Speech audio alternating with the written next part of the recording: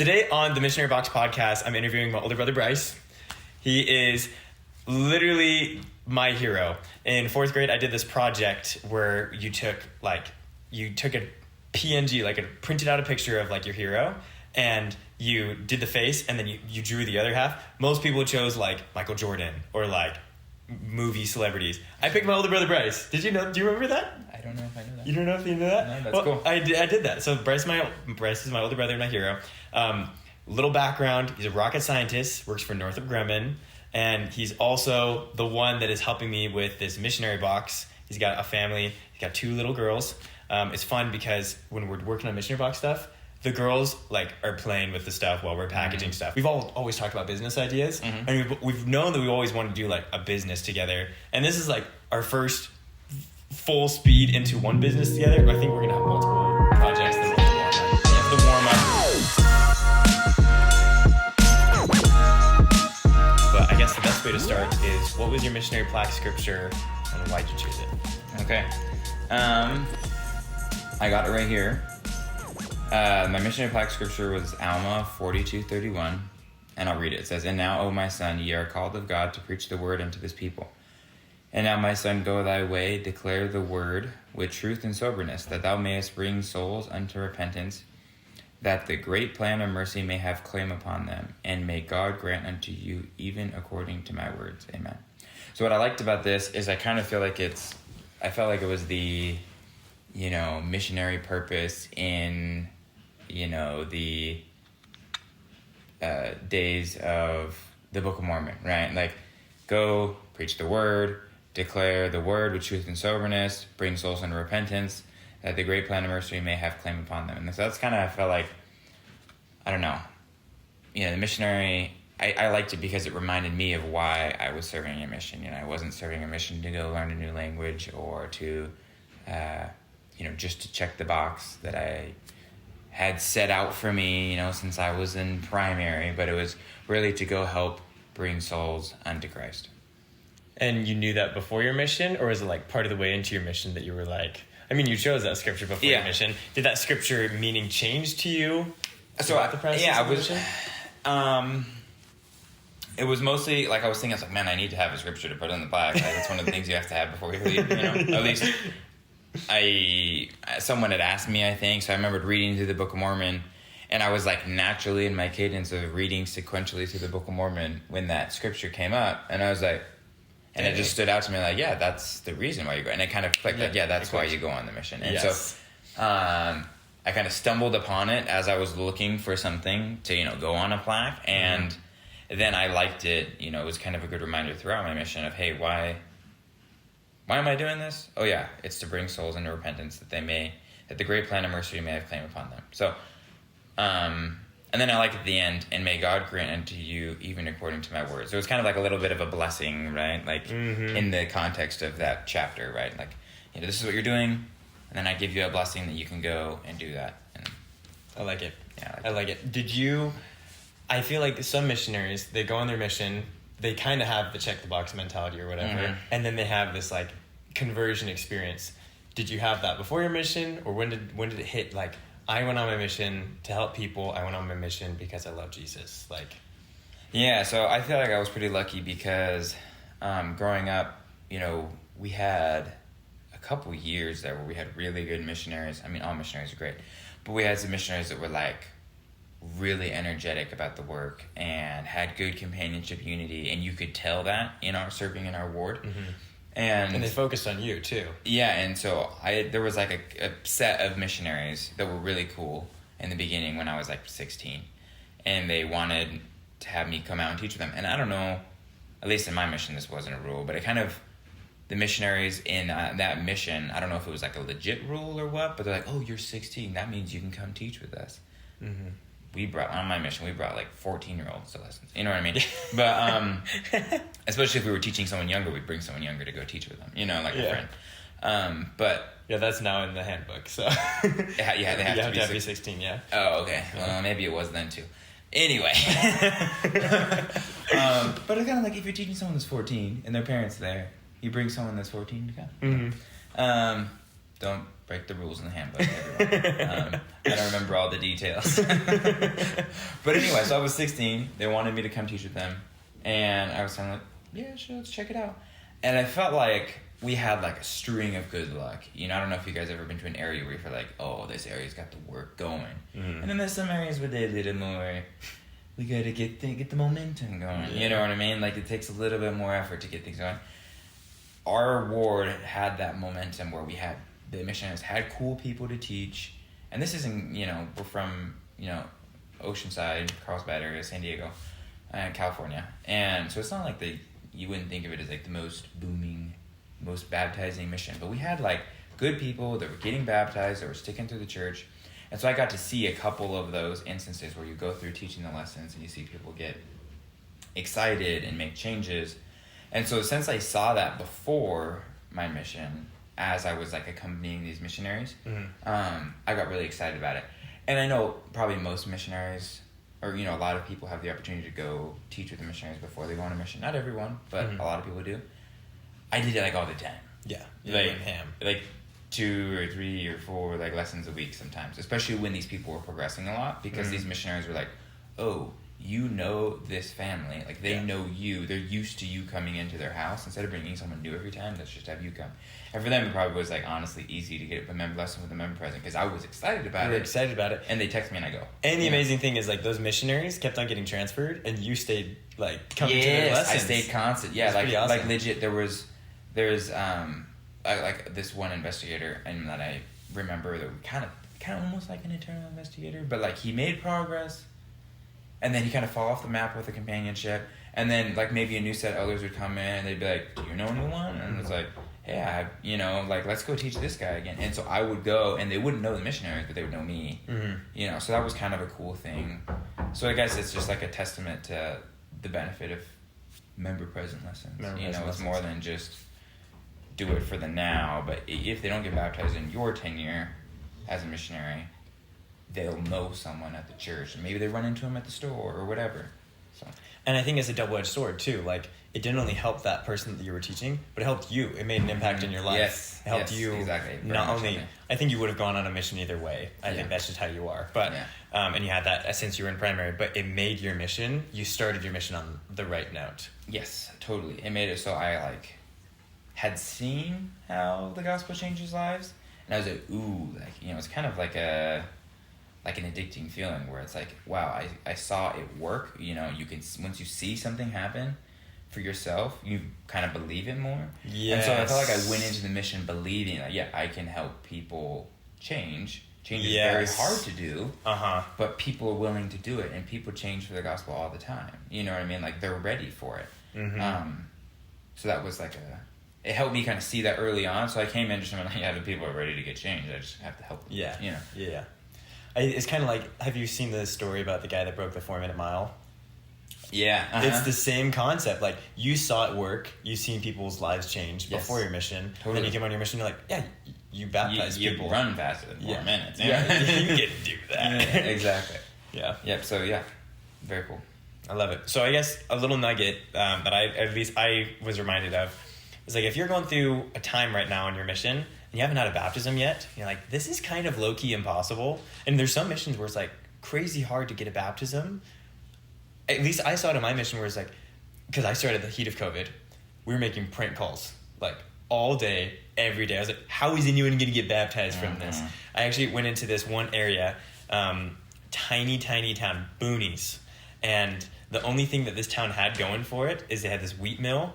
And like in the 1990s, they had the world's biggest pancake. That was the only thing going for this tiny town. So they had this publicity stunt that they're still riding on. They're still riding on from like forever ago. But I got there, and so I just finished my training. Still brand new missionary. I didn't know what I was doing. I feel like you never know what you're doing. You like kind of get more like you get good at like faking confidence, but you still never know what you're doing as a missionary. So if you're still feeling like that, you're never gonna stop feeling like that until you release, and you still kind of do like, I don't know what I did. But I went into this area. My companion that had been out the longest, so I was in a trio, and he had been in that area for 6 months, and he's like, he told the 2 new guys that were coming in, he's like, hey, elders, we've only found like one person to teach in the past 6 months.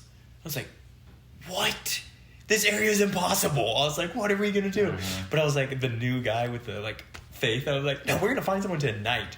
So we literally did like the prank calling, the calling random numbers for 3 hours. That night we found someone new to teach. In your area.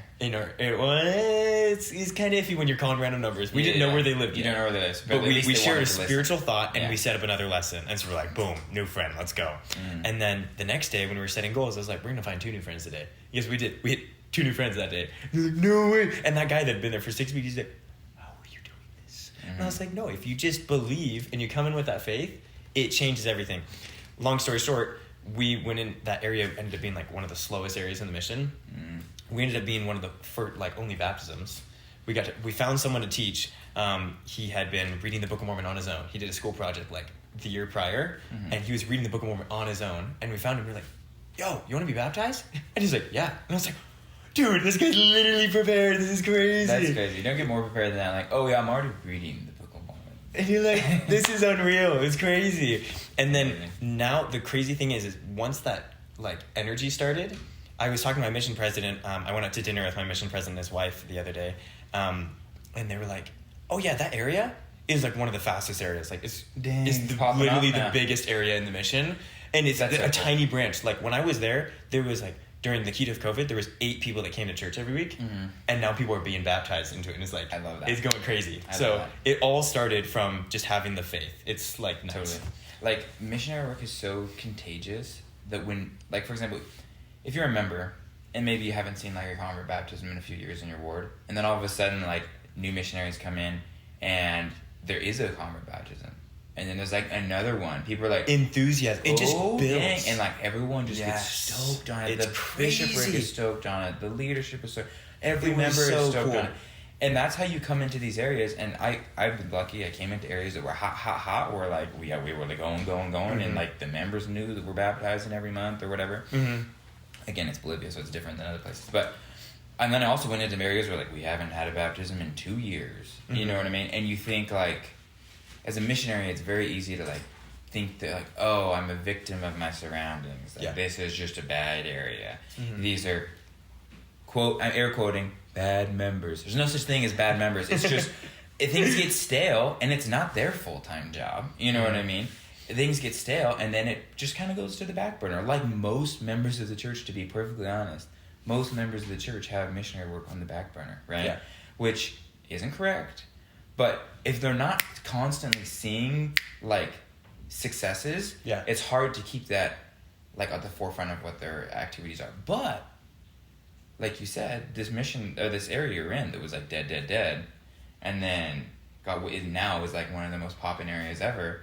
All you got to do is have that first bit of success. Everyone gets contagious with everyone, and the missionaries that have that success, they're fired up, and then they go to a new area, and hopefully they bring that fire. And they reignite a new spot.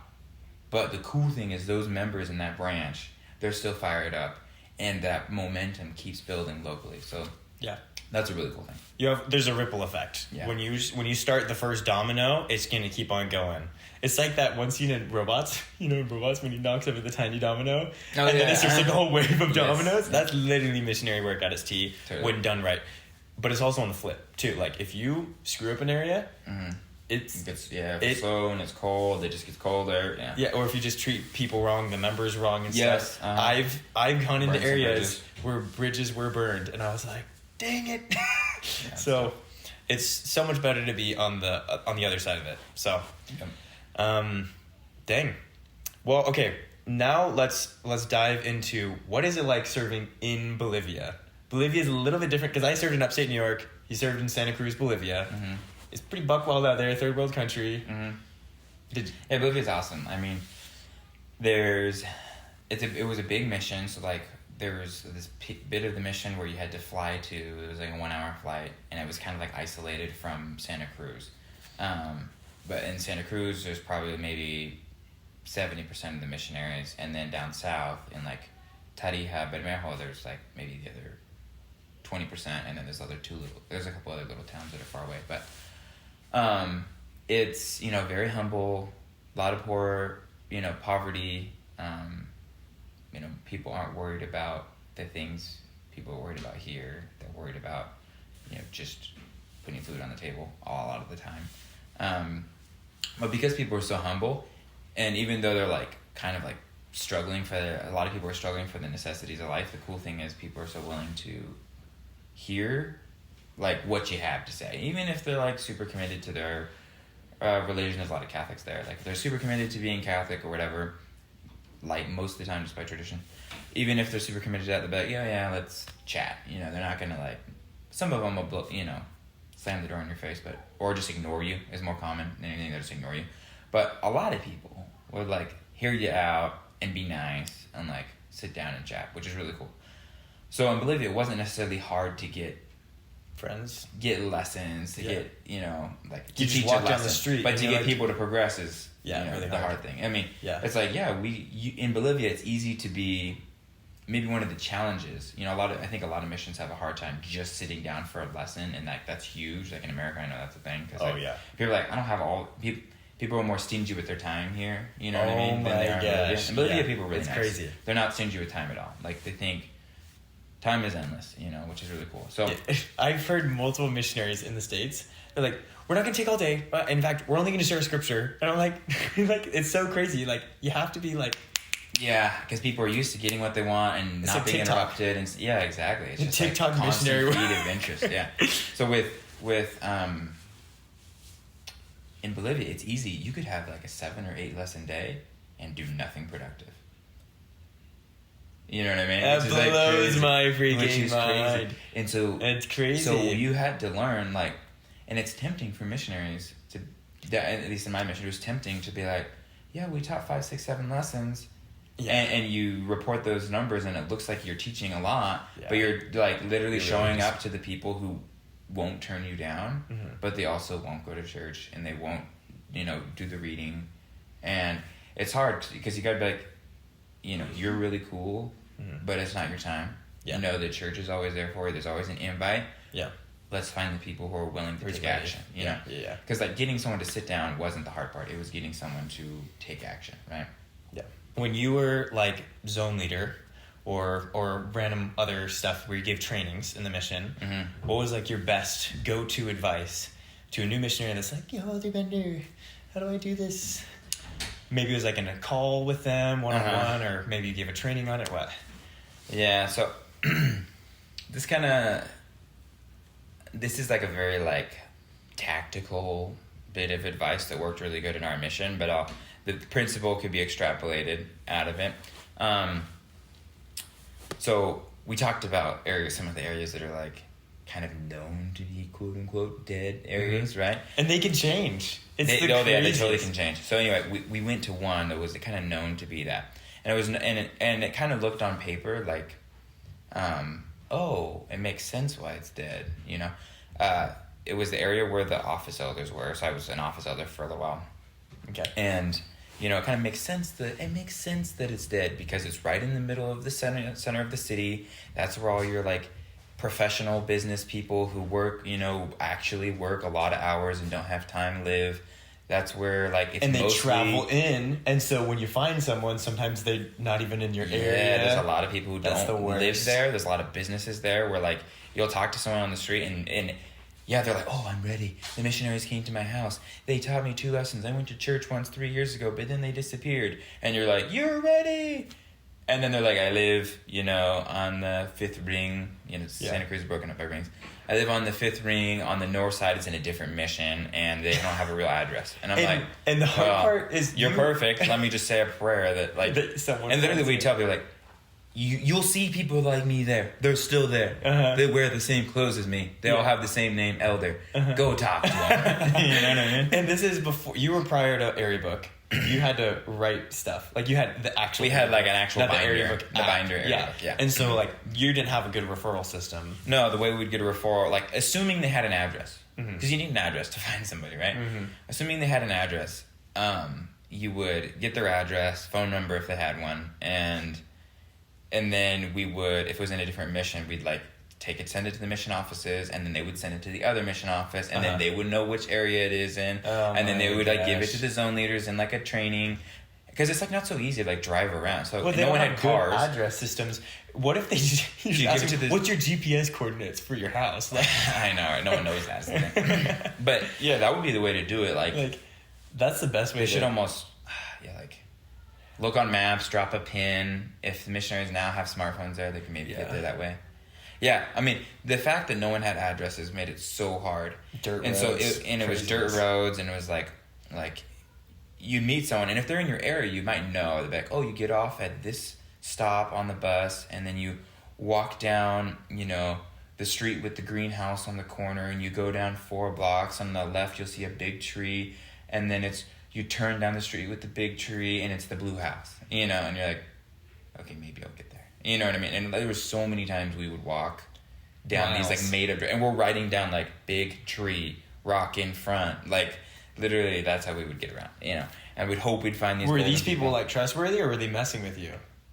You never know. I mean, if you can't find it, maybe they were screwing with you. But there was ones that you did find. And you're like, say a prayer, and you're like, because the thing is, New Yorkers, they mess just with you. make it They up. don't give a crap. They're just like, we want to mess with the missionaries, and say they would mess with you, and so you're like, I can't trust that type of stuff. Oh, we would full faith like trust, because I mean, especially if they were Bolivians, ready. I feel like are more trustworthy. Well, the different thing is, honestly, if we didn't have if we contacted someone and it wasn't good, like they were like not really interested, and you could tell that they weren't interested, You just wouldn't. I wouldn't even ask them about it. Yeah. But it's only if they were like golden, like a golden contact. You're like, oh, I'll actually go ask them where they live. Yeah. You know what I mean? And then if they weren't in your area, you're like, oh, done. So anyway, we had this problem in this area. It was dead because it was dead because mission offices, mission office elders, they work from 5 p.m. to 9 p.m. Monday through Friday. And then on Saturday, ideally all day Saturday, Sunday, but a lot of the Saturdays we'd be in the office till like 12 or 1 with just the work that we had to do. And so if you think about that, that's like totally missionary time cut in half. It's as if your missionary job, like preaching the gospel, is like your side hustle. And your office job, your 40 plus hours a week, is your main effort, right? So you could see why there wouldn't be very many people being actively taught there. So when we came in, it was like, we kind of have nobody, and it's kind of like, man, that's a bummer. And it's almost like the mission office elders too, they maybe had a little bit less energy to kickstart. And they always had the excuse like, well, we have a dead area because we don't have any time. You know what I mean? Also, we have a dead area because it's the hardest area in the mission. There's a lot of office buildings, not very many houses. And whenever we contact someone, they don't live here. Right? So there's all these reasons They why have it's... all the excuses. And it's a lot of people have been writing them for a long time. Like writing the excuses as like... Yeah, the excuses, like they're believable. They're super believable. Yeah. And, in the same... And so it was very much that the members in the ward kind of felt like, yeah, we always get these new missionaries and they're nice, but... They're not doing anything. Nothing happens because they're in the office. Like, even our ward mission leaders like, oh, you guys are in the office. Could you do any missionary work this week? You know what I mean? Like, it was just, like, so pitiful. You know what I mean? So pitiful. And I was like, we got to change this. And we cut a couple really lucky breaks to get momentum. One family walked into church. They just walked into church. This was right when I got there. Like, the second week that I was there. And we had, like, nobody our first week of church. And then the second week of church, we were like, yeah, we maybe invited a couple randos. Doubt they're going to come. Second week, we had a family walk in. Husband, wife, and, like, a 2-year-old. Husband was a returned missionary, gone inactive for, like, 10 years. And he just had this feeling that he needed to come back to church. No way. His wife knew nothing about the church, but he's like, I feel like we need to go to church. That's and crazy. So she went with him. And so, they came in and they were, like, ready. Like, they had already had conversations, like, yeah, we need to, like, raise our daughter, like, in the church, things like that. And she was, like, totally all for it. And it was just, like, the easiest thing, 12 months to the day after they were baptized, they were sealed. Like, everything was perfect. Yeah. The easiest baptism. Why do you think that happened? Do you think it's because God trusted that once... Like, do you think he planted a seed in their head right then because he knew you and your companion were ready for that? Like, I don't know. Yeah, like, I don't know. I don't think I can say that, take obviously. any credit for them showing up, right? Yeah. But, we were really trying hard. Like, we needed to figure something out. And so that momentum, though, it kind of got the members, that's what we talked about. It got the members, like, there's a baptism, there's a conference, there's a cool family. They're like a real Legit. family who's gonna be a part of the ward. They're gonna have. They're gonna actually help. They're the gonna ward. get sealed. They're gonna help the world. Yeah. And sometimes, sometimes missionaries get a bad rap too from members. Like, all you do is give us problem members because they're people who, need financial help, or they can't hold a calling, or whatever. And it's hard. I mean, everyone needs the gospel. It doesn't mean don't teach certain people. It's just, when you have one of these golden opportunities, the lesson learned here is like, when you get, something that falls in your lap, get all the members around. And that's what we did really good, is like, even though we didn't have a ton of time, it was like all day Sunday we were missionaries, which is the cool thing. And so we were like talking to all the members and like, hey, here's this family. And we introduced them to a lot of people, because it became very apparent with us. Previously we talked about like having the member that's like the best friend who they can always go to. But it became very apparent that like, this guy's an old return missionary. He kind of fell away for no really good reason, and now he's like resurrecting his testimony. Like, they're getting baptized. Like, we figured that out like on the first or second lesson. Like, after church, we literally taught them a lesson in a class afterwards, like, to get to know them, just like a little quick thing. And on that first lesson, we're like, they're getting baptized. Like, this is a total miracle.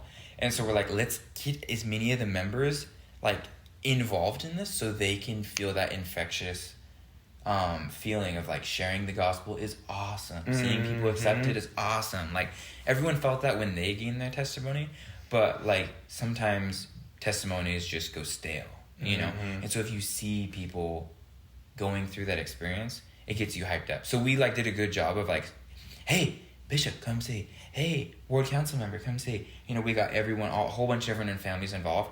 And not only did it give them a bunch of friends in the ward, it also made the ward fired up. Yeah. So that was one like miracle that helped us kickstart that area. The second thing was... Can I share something really quick? Go ahead.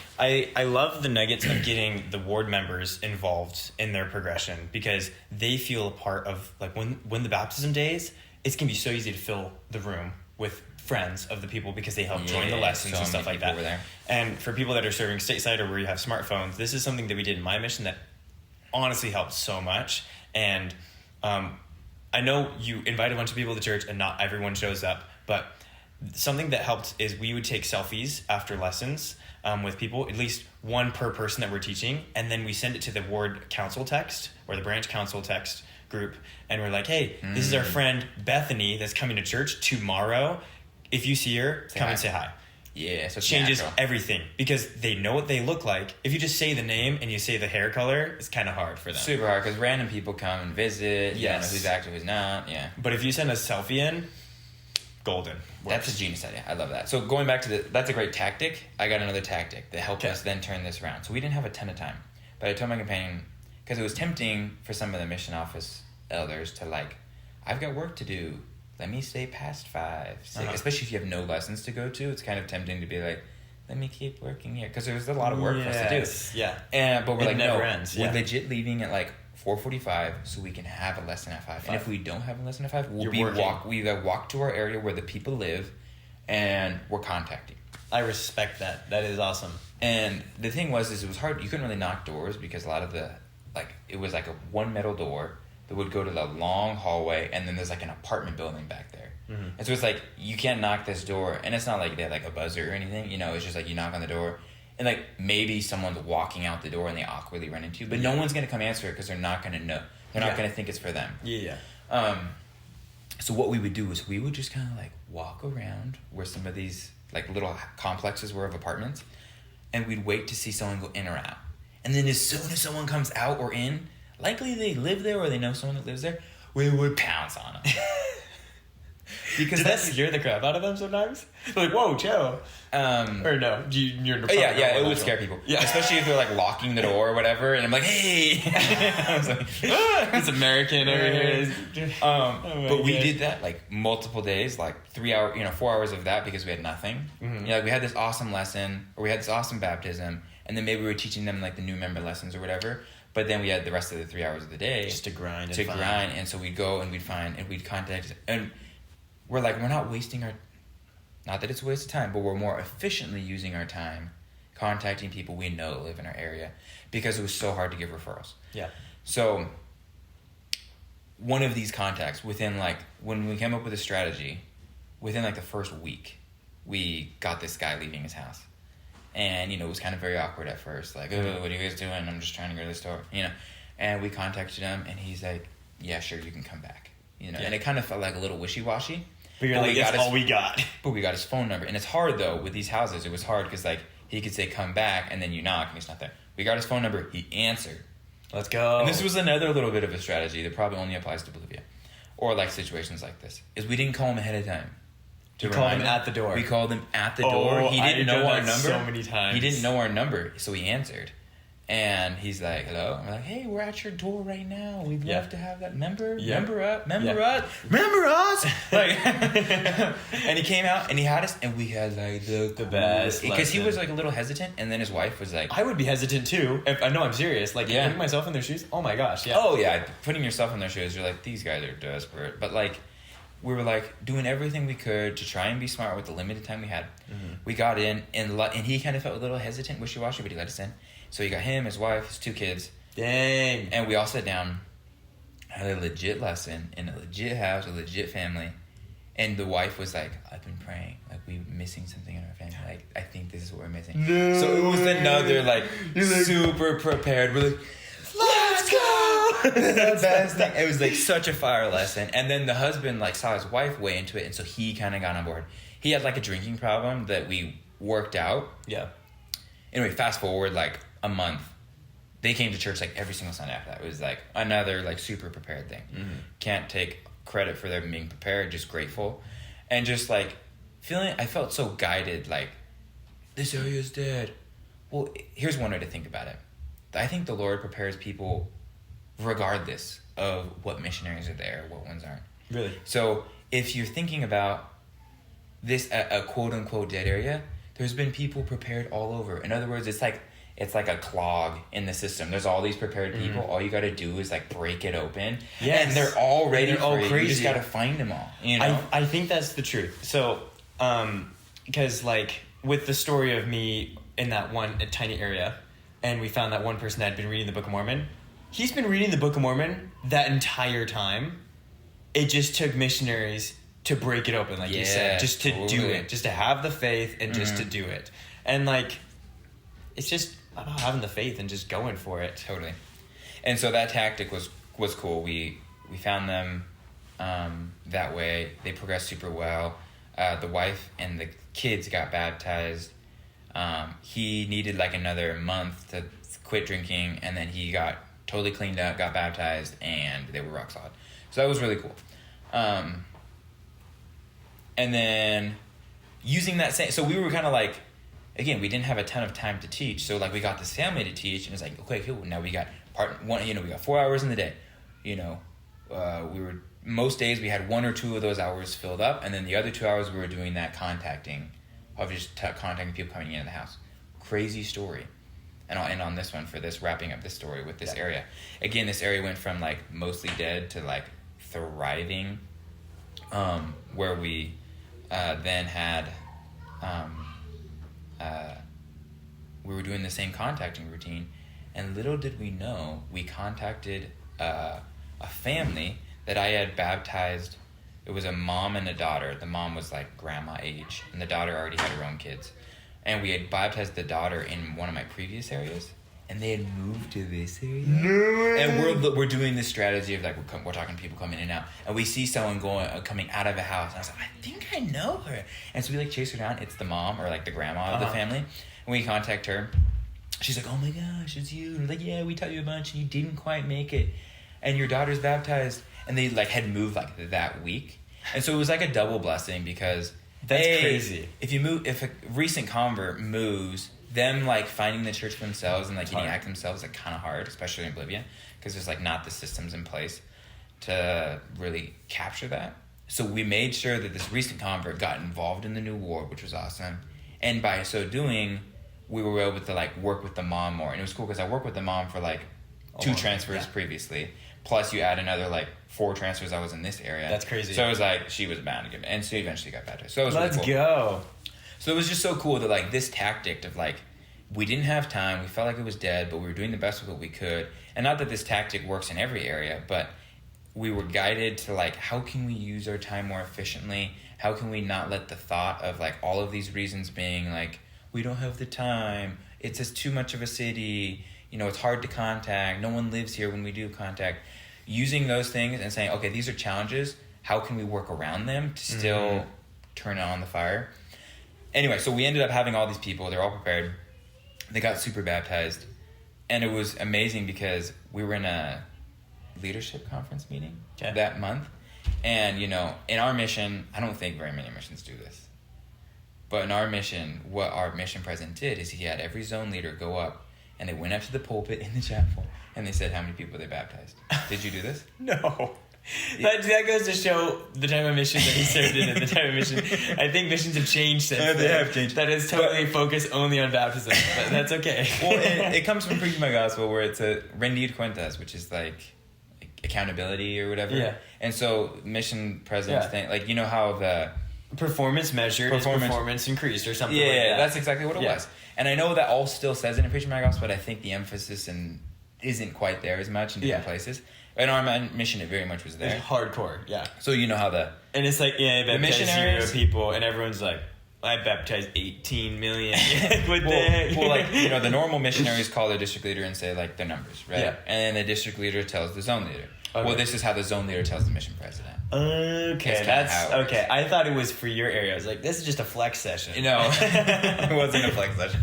So that was like kind of the idea there. Now, technically, the zone leaders also tell the APs every week, but this is like for the month. So the zone leaders would come up and they say like, hey, in our zone, you know, our area, me and my companion, we baptized like one person. Okay, you know, for the month. And then our zone did like 17. Yeah. So that's how it was. Yeah. So it wasn't like everyone was flexing. I know. I was like, dang. There was a month where it was drops. Like, there was a month where we got our area like going, and a lot of people, it was kind of like notorious that like, oh, if you go to the office, you're not going to baptize anyone in your hometown. You know what I mean? Like, it's a hard area. You're not going to have any time. Blah blah blah. So,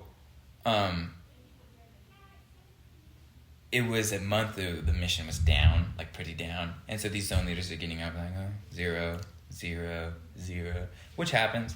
You know, like there's nothing wrong with that.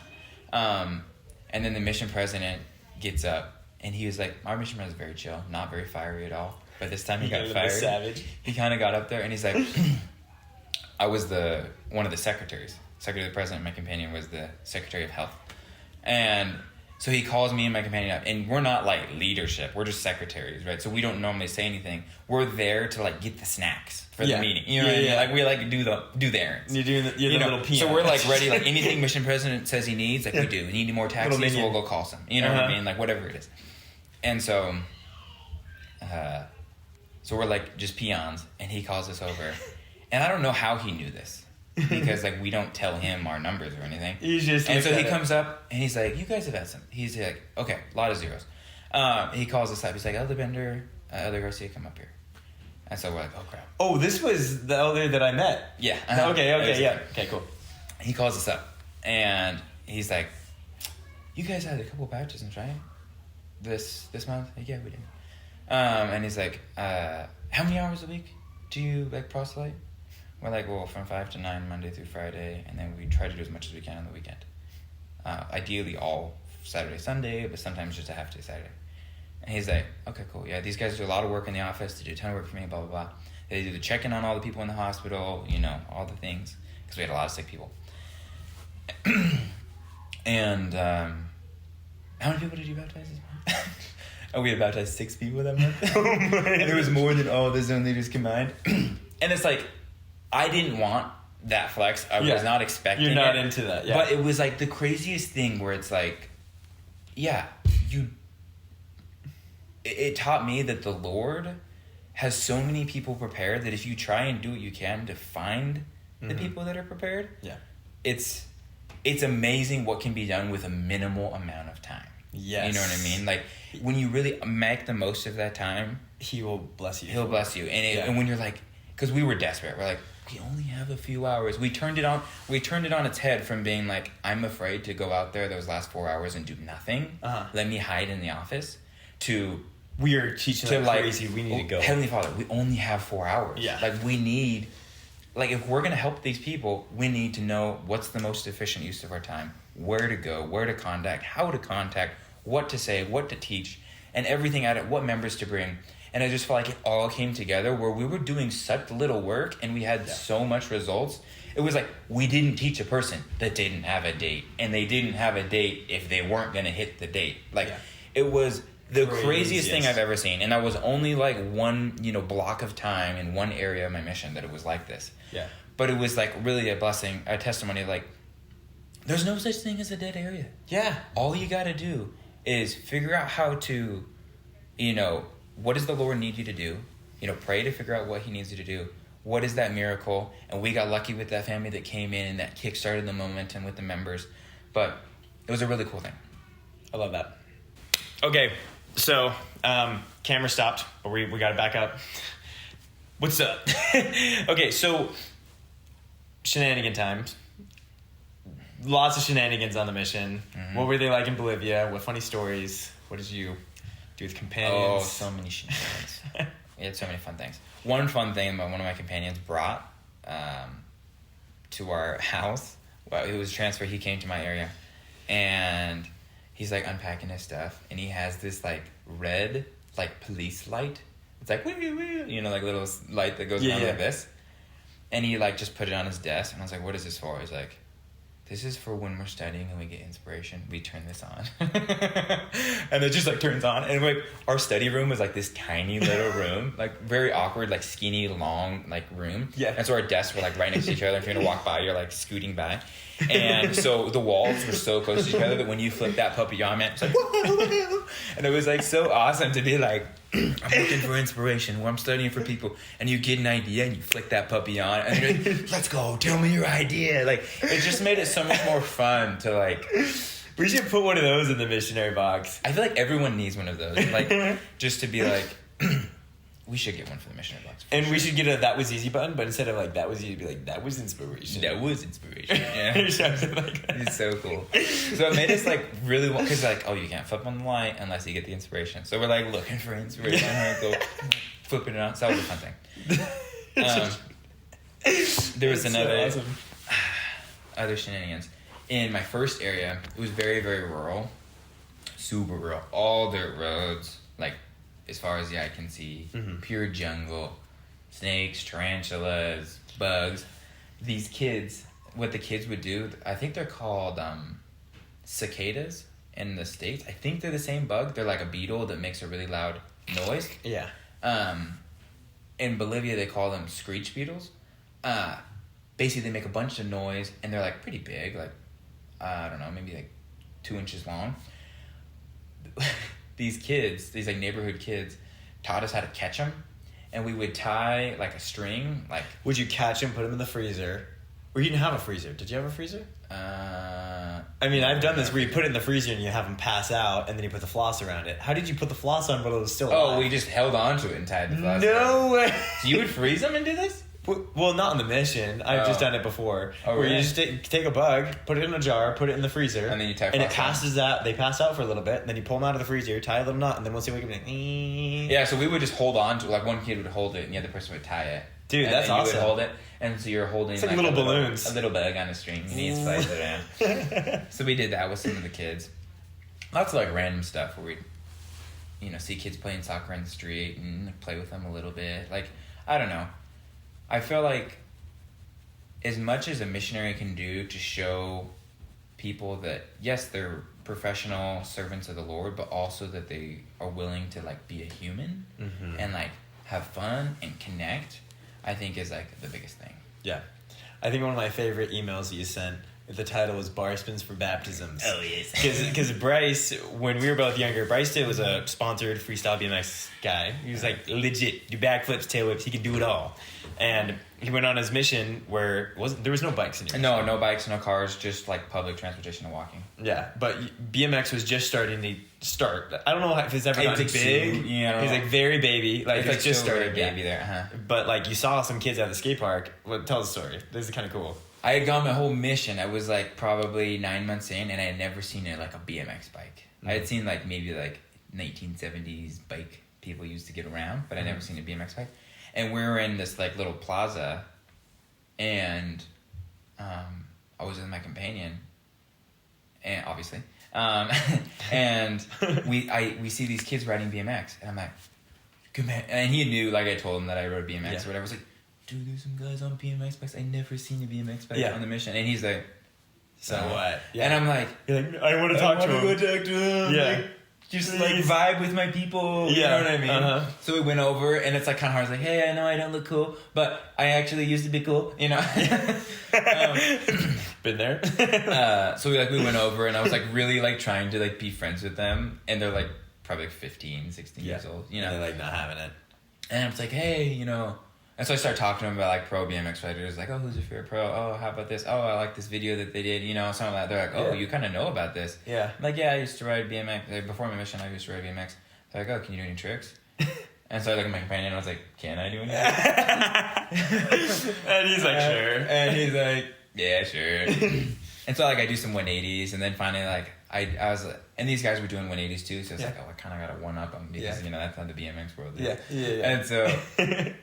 And so I was like, and mind you, he's wearing a shirt and tie. I'm wearing a shirt and tie, and like shoes with freaking heels on them. You know what I mean? Like crazy. And the Echo's got some heels. And they didn't really have good grip to grip the pedals or anything. Oh boy. So it was like sketchy. But I was like, so I finally was like, I asked the guy, I was like, can I do a bar spin on your bike? So you can do a bar spin? I was like, well, I could do a bar spin. Let's see if I can do a bar spin on your bike, a Bolivian kind of semi-jank bike. And boom, mongoose. I landed like first go. Dang. And they were like so stoked, and I was like, okay, cool. And then I was like, hey, that was cool. And I was like, hey, dude, where do you live? You know, do you want to learn about the gospel? Like, can I come to your house? You know? Yeah. Turned out they weren't in our area, and we tried to get their information. I think we passed it to the sisters because it's in sisters area, but it's like the sisters aren't gonna have that connection. They're not gonna have the connection. You know what I mean? Like, unless the sister can bar spin, but I doubt it. Side saddle bar spin. So anyway, it didn't turn out to be anything, but it was a really cool thing where it was like, you know, the lesson there is like, what can I do to connect with someone? You know, whatever it is, like. They're wearing a shirt of a brand I like let's talk about it, or you know. Yeah. I think that's huge, connecting as opposed to just going to your script. Yeah. Every time you meet someone. 100%. Anything that you can do to show that you're an actual human being, I feel like, was the epitome of. I think that was like the epitome of what I tried to tell missionaries. Is like, just be yourself. Mm-hmm. You're gonna go so much further being yourself than trying to be this cookie cutter missionary that you feel like is the ideal, because it's not the ideal. Because people want someone they can relate to, and no one can relate to a robot missionary. No one can. I mean? So it's like, be yourself. Obviously, be obedient. And like follow the Spirit. You know, you need the Spirit to guide you to be successful. But, like let your freak flag shine. You know what I mean? Like do your best to show who you were before you were a missionary, and then show how that person's been improved by being a missionary, I think is kind of the takeaway, because people are going to connect with your interests, what you like, things like that. Yeah, 100%. Something that I told a lot of missionaries on my mission was find yourself. When you go out and finding people, find the way that you would be found. Like if you weren't born into the church, find the way that you'd be found. Because I feel like if every missionary just does that, they're like, yeah, I'm going to find the person that I can vibe with. Oh my gosh. And then how many times, I've thought about this a lot of times, like on my mission, where it's like, if someone was contacting me, would I listen? Yeah. Like, to be perfectly honest, if I was not a member right now and I was this age, would I be interested in this? And they'd have to be really good. Yeah. You know what I mean? Like, and I think it's not just being contacted, it's how you're being contacted. Yes. Like if someone walked up to me or knocked on my door, I don't know. Honestly, this is my honest opinion. I don't think if a missionary ever knocked on my door, I think if they knocked, I would probably be like all the people that shut the door in my face. Yeah. I would be like, I appreciate the grind. I'm actually grinding on making a business right now. Yeah. Like, you're grinding trying to sell your religion or whatever. Yeah, whatever they think it is. Actually, I'll give you some water. I might give you Snickers or whatever. Yeah. Like, that's probably what I would do. Thanks, but no thanks. Yeah. I think the way, like, honestly, how I would be found, because I thought a lot about this on my mission, literally social media. And that's why I'm doing the stuff that I'm doing right now. That's why I did the stuff on my mission, is because I would probably be found either by listening to my favorite podcast guy or my favorite YouTuber. If they did a video where, like, yo, what makes me happy is that my family's together forever, and I know that because of this. Mm-hmm. And this book has changed my life. Like, if they're just down to earth, super cool guy, reaching a lot of people. So, anyways, that's how I would be found. That's kind of why I'm doing the stuff that I'm doing. Thing, yeah. But like, I don't know, how would you be found if you weren't a member? I think it would be like connecting with someone on like a friend level, you know, because if someone's just like, hey, I don't know you, but this is what I believe and you should believe it too, it's like, But if it's like, if I am able to connect with someone, maybe they do a service or we just have a good conversation about something I'm interested in and like we have a mutual interest, then it's like, oh yeah, we're friends. I can look past the fact that your occupation, in air quotes, is to be a missionary. And then now that we're friends, I'm like gonna hear you out. Yeah. And then I would have to get to that point where I'm hearing you out on a level playing field without like bias to actually, I think, have the gospel have an impact. Yeah. You know? And then obviously there's the people who, you know, go through a traumatic experience and they like need the plan of salvation because they're asking the questions of the soul. Yeah. And that's great. But not everyone's going through that all when you talk to them. Yeah. And when you find those people, take full advantage. Yeah. And just hop right into it. Hop right into it. Yeah, give them what they want. Because when they're thirsty for that, give them what they want. But otherwise, you know, you got every single contact is different. You know, people are at different places. So you got to really be willing to adjust your approach to connect with the people. 100%. I love it. So now we're going to hop into the Gordon B. Hinckley segment of the podcast. So you know the whole story of Gordon B. Hinckley. Yes. He's literally, he's just like out there. He's grinding. And he's like, you know what? Dad, I'm wasting my time. I'm wasting your money. I want to go home. And his dad just writes him, forget yourself and get to work. Yeah, that's kind of what did it for him. Yeah. Pretty hardcore. That's some hardcore 50s style parenting. Or whatever it was. 40s. 30s, I don't even know at this point. Yeah. When did you ever have like a hardcore moment where you're like, dang, second guessing, not maybe why you came out, but if you should stay, or like what made you stay going, if that makes sense? Yeah, I think it was when I first got my very first area. My trainer was awesome in the sense that he helped me a lot, but he was also pretty like rigid. And you know, he was native, and my Spanish was not very good, and so trying to like communicate was like so painful. Like I'd think so hard, and my brain would hurt so hard. Like just trying to have a conversation, like, "Hey, dude, has this water been boiled, or is it gonna make me sick as heck?" You know what I mean? And he doesn't care because he's from there. He can drink whatever he wants. You know what I mean? And you got wrecked. And when I very first got there, I was so thirsty. Like, literally, I walked into the apartment. I was so thirsty. There was a pot of water on the stove. It had some floaties on the top. I was like, is this what we drink? And he's like, yeah. And I drank it, and I got wrecked. And it was a bad idea. I should have, like, heated it up and boiled it. But I was so thirsty. I was like, well, it's on the pot. Maybe the previous guy boiled it, you know? You lost so much weight, dude. Yeah, I lost so much weight. It was crazy. I remember seeing the before and after. I was like, dang, dude. I was feeling super sick. And it was hard to speak Spanish, and we were teaching a lot, which was good. It wasn't like we were like twiddling our thumbs, but a lot of the lessons, it was like my companion was like teaching, and I'm like zoning out because it's so hard to listen. Like listening takes so much energy, and translating and making sense of it takes so much energy that it was like hard to like really be in it, right? And the hardest part for me, like going through the lessons was fine, and I, you know, bit by bit made improvement and was able to like get stoked, like, yeah, I said another sentence in that lesson, you know, or like I asked a question, and maybe it was like it's those little victories. It was like a little victory, so like it wasn't all bad, like, but the hard part was, you know, it was new, it was hard, first time going through the motions of being a missionary, walking like 15, 20 miles a day, you know, crazy hard, physically, I was sick.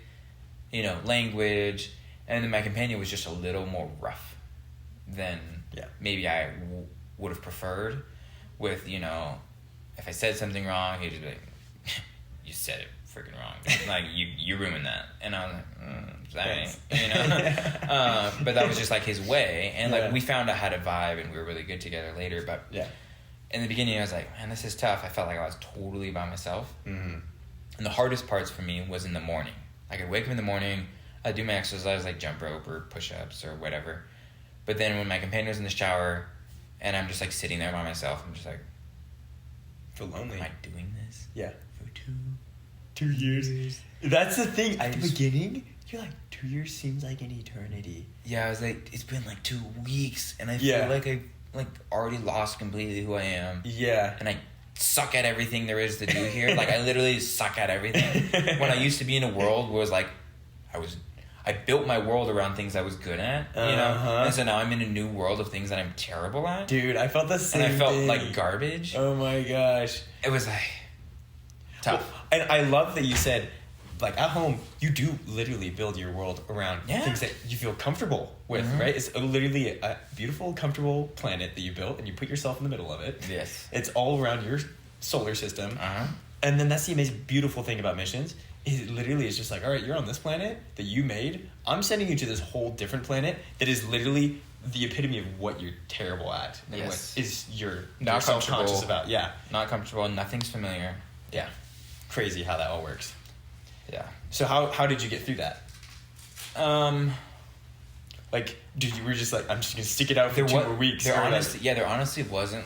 Like Not an that I can enlightenment? recall. There wasn't like a moment. It was just like, get to study, get to the study, which was for me because it was always in the morning that I felt the most like bummed out. Yeah. I was like, get to the Personal study. The next thing was taking a shower, getting dressed, getting the personal. So it was like, get to there. And then in the study, I felt like I could find a personal victory. Like, I'm understanding more of the Spanish scripture than I was 2 weeks ago. Yeah. And so it was really focusing on the little victories and focusing how I'm, like, gamifying it. Like, oh, I just leveled up. Yes. Like, I just extended the invitation to go to church instead of hearing my companion say it every single time. Yeah. You know, I did that. And, I made that first contact where I said, hey, how's it going? And then And it doesn't matter how they and then react. my companion finished. It doesn't matter. It's just the fact It's that just you the fact did that it. you did it. Yes. Yeah. And in the beginning, it was just like going through them, like practicing and not worrying too much about the outcome, but just doing the things and recognizing that you're improving on it really helped me. But it was in that morning that was the hardest for me because it was like, I'm not really doing anything. Got a little bit of time to kill. And that's when those hard thoughts would come in where it's like, I'm bad at everything in this world. Yeah. But then I just got myself to say, you know what? Let's get to the next, like, challenge, which was the next challenge of the day was the study, and see how you get better at the study. Yeah. And then from there, get to the language study, and then how to get better at that. And then from there, for the first lesson, and went throughout the day. And I was very lucky in that first area because we did have a lot to teach. So I felt like I could stay busy. Like I said, the hardest parts for me was when I was that dead time in the morning, right? And as other missionaries and other cultures could find that the dead time is like the early afternoon, which for us also kind of was too. But luckily we were walking around and moving, so I wasn't able to like think about it. And since I had my companion who was just go, go, go, go, go, that helped me not dwell on like what was me. You know what I mean? Or what could I be doing? Or what are my friends doing? Or what's my family doing? So that's what helped. And eventually you find yourself like winning so many victories, and then you find yourself like actually good in this new world at aspects, not the whole thing. You're not that good at everything. Yeah, you can never You're be like- good at everything. You're like, I'm good at this aspect of it, and I'm like taking ownership of it, So anyway, that was really huge of just like chipping away, and it gets to be so much more fun. Obviously, I shortly after that learned, like after that companion, with that companion a tiny bit, but after that I trained, and with the new person I trained, I was like, let's do everything we can to like be ourselves, and that helped a lot because in the beginning I felt like I was just trying to like forget everything who I was, and now I'm in this new world and I need to like learn all these new skills. Yeah. Versus later on I learned like, hey, let's figure out how I can take my existing skills, pair them with my new skills. Yeah. So I'm not just doing all new skills, whether that was like cracking jokes or like talking to people, like small chat, like small talk. And like, I feel like I like got good at that, And so as opposed to just, going through the motion of what I saw my companion do, I started to like have my own personality come out. And that was really helpful. But that's obviously hard to do when you're learning a new language. Kind of in the beginning, when you're learning a new language, I feel like everyone kind of has to go through a little bit where they're kind of like robot because they can't be themselves because the only words they know are, Jesucristo. You know what I mean? Yes. So Yeah. So know that, challenging moments, I guess the takeaway is challenging moments are like small. Even though it feels like, oh my gosh, this has only been 2 weeks, what am I doing? I think it's super normal to feel like you're in a whole new world. And I think my takeaway is just learn how to find joy in like building the little skills and recognizing your small amount of progress. And then be yourself as much as you can in that whole thing. Don't lose yourself when you're becoming a missionary. Yeah. If that makes sense. Yes. I feel like I actually did lose my personality. Did I tell you this? I lost my personality at the beginning of my mission. I think I had Mom send me my old journal, and I had to read old journal entries to remember who Jared Bender was, because I became a whole different person when I was Elder Bender, and I became the robot missionary, and I didn't like that at all. And so I had to read old journal entries and like... That's a good idea to read journal entries. Yeah. So, anyways, don't lose your personality. Don't get to that point. Don't get to that point. Don't let yourself get to that point. But if you're at that point, read your old journal entries. It actually helps a lot. Yeah, or talk to your family like, hey... Who was I? What is my... what are your favorite qualities in me? Or things like that, Yeah. Cool thing about a mission is there's so many chances to restart. You have it every transfer, every new week, every new transfer, every new companion, every new area. Even if it's just like, hey, I got a new. Maybe I didn't change this transfer and my companion didn't change, but we're sharing a house with 2 other elders and one of them changed. Yeah, I can maybe feed off their energy. Like even if it's as simple as like I bought a new pen and I'm gonna set this is I got a new. You guys whatever. You don't have the paper agendas, but when I got the paper agendas, like, what got a new agenda? I got a new agenda. Yeah. Yeah. New beginnings. I love it. Woo. Okay. Camera shut off again. I think in the future I'm gonna set like a timer or whatever, so then I so the camera. My camera like stops every 20 minutes. There's a recording limit. There's actually a way to bypass that if I record on an external monitor. So maybe Christmas wish list item. You never know. Then we won't have this problem. But I think we've got some fun nuggets. What other any things that you would want to say? Like if there was a missionary watching this right now. What would you want to say to them, or maybe your testimony about missionary work? Missionary work's the best. I love missionary work. I've never felt more like the gospel feels the most alive, most real when you're teaching it to somebody, in my opinion. And you see that kind of get internalized. And I always try and in my own study, try and think how would this feel if I was learning this for the first time? I love seeing people learn things for the first time and how it changes their framework. And the coolest part is, as we talked about, the Spirit guides missionaries. Heavenly Father is so more interested in the success of missionaries than we could ever imagine, And sometimes it feels like you're alone, and that's really hard, but you're not. Even Jesus himself felt very, very alone when he was doing the most important work for all of mankind. He felt alone. And so, don't think that you really are. That's just part of the challenge, and it's just a small moment. And, the idea here with this podcast, with the Missionary Box, is to try and make those moments even smaller and, focus on the wonderful thing missionary work is. The exciting parts that make missions the cool thing. Yes. And that's just to piggyback off of that, this is your mission. It's not a mission. Yep. When I say I serve my mission, it's my mission. It is mine. Everyone's mission is tailored to fit what you need. Yep. It's going to target your biggest weaknesses and your biggest insecurities, but it's also going to be the most exciting adventure. It's literally made to level you up, honestly. Yeah, and you'll learn new skills, you'll meet awesome people, and you're going to get it, in my opinion. If I ever feel like my testimony's feeling stale, all I have to do is, just think about my mission, think about experiences, and I can, fall back on, oh, yeah, that's amazing. The gospel is real.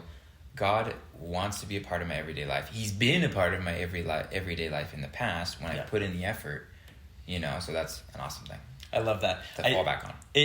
And what's cool is there's been many times I reflect on my mission. Just, you're just chilling, and you're just like, oh, I'm thinking about my mission or whatever, and you start crying out of nowhere, and you're just like, dang, I had some cool experiences. Yeah. Like, these 2 years or 18 months of your life changed not only your eternity, but you're changing lives and eternities of the people that you meet and teach. So it's the best. It is the best. Well, thanks, Bryce, for having on the Thank you. podcast. This is fun. I'm excited for the podcast with you and Hillary. That's going to be fun. That'll be a good one. That'll be super fun. Stay tuned. Stay tuned for that. But we'll see you in the next episode.